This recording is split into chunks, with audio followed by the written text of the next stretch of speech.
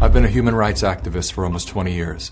As a documentary filmmaker, I've been on the front lines of many of our nation's biggest scandals and protests.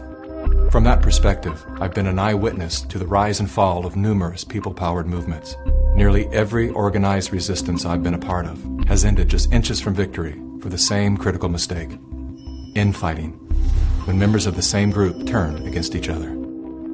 It often begins with whispers about the most prominent spokespeople of the cause. These rumors typically sound like, "I hear John is controlled opposition," or "Some people are saying Jane is compromised." While the use of infiltrators and agitators is a very real thing, I've yet to experience one scenario where such a label was accurately applied.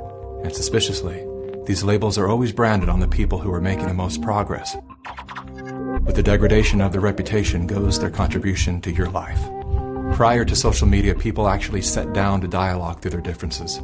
Today, without solid evidence or sufficient inquiry, we go directly to our keyboards to vent our suspicions. Even after the rumor is proven false or simply fades away, some level of doubt and division always remains. This is all by design. Part of what allowed so many people to walk away from Assange was some of the Me Too allegations that had surfaced and that were ultimately discredited, stuck in people's minds. The voices of propaganda are masterful at this game.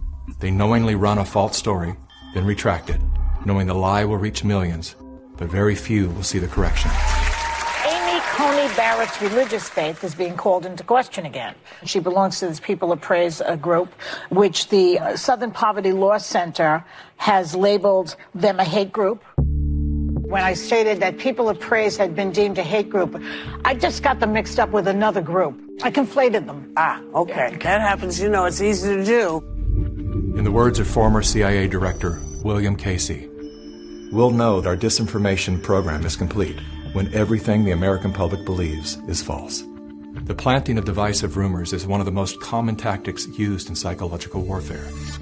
As the lies bloom, like worker bees, well-intended citizens pollinate the masses with poisonous disinformation. What the gossiping bees fail to realize is that they themselves are doing the work of controlled opposition. They are literally, unwittingly, working on behalf of the very forces they believe they are resisting. Again, all of this is by design. While we've all been distracted by the latest trends and tragedies, everything that has influence on our behavior has been infiltrated by an agenda to control our thoughts. Whether their goal is to make us purchase a product, vote for a political party, or submit to experimental inoculations, there are forces at work who understand the functionalities of your mind far better than you do. Their goal is total control. But because they are the few and we are the many, they can only achieve total control through the age-old tactic of divide and conquer. You're either with them or with us. Never before have we been so divided. Divided by politics, religion, nation, state, race, class, gender, and now, vaccine status. To better understand how we got here, consider these three quotes from The Art of War by Sun Tzu. "The supreme art of war is to subdue the enemy without fighting. Victorious warriors win first and then go to war. The secret lies in confusing the enemy so that he cannot fathom our real intent." Though Sun Tzu lived over 2,500 years ago, his work remains at the heart of our CIA as well as the Chinese Communist Party's strategy today.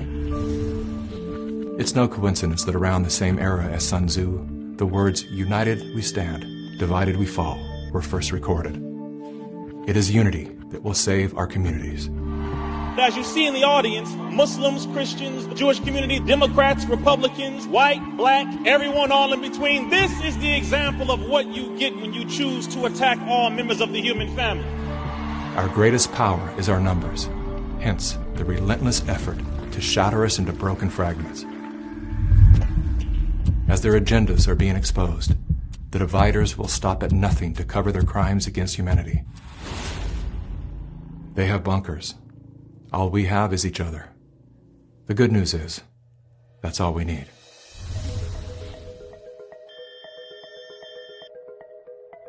Though we are intrinsically interconnected, our minds are being wired to obsess on our differences.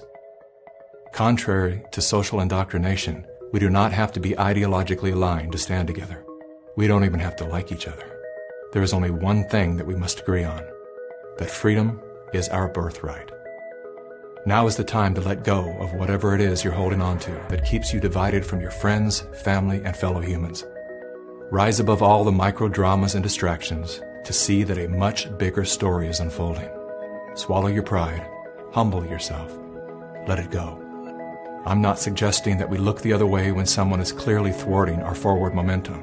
There are people who deserve to be called out by name, especially those who are undermining our trust in each other. But even then, we should remember that there is a human life being affected by our words. We've been so conditioned to believe we are powerless that we've become careless with our power, like toddlers with loaded guns. How many times do we need to shoot our own foot till we realize that the power is in our hands? The only thing that can stop us at this point is us. We've all been lied to, scammed, fooled, tricked, conned, and coerced. Yes, it sucks. But here we are, wiser and stronger than we were just 3 years ago. This is the moment for us to activate our innate ability to create solutions. That can only happen through the awareness of symbiosis, defined as a mutually beneficial relationship between different groups. All of life depends on relationships. Every living thing is in communication, from the stars to the planets, the earth, the plants, the elements, the insects, the animals, the humans, and every cell within us. Real change out there begins with real change inside. The question is, how bad does it have to get before we're willing to change?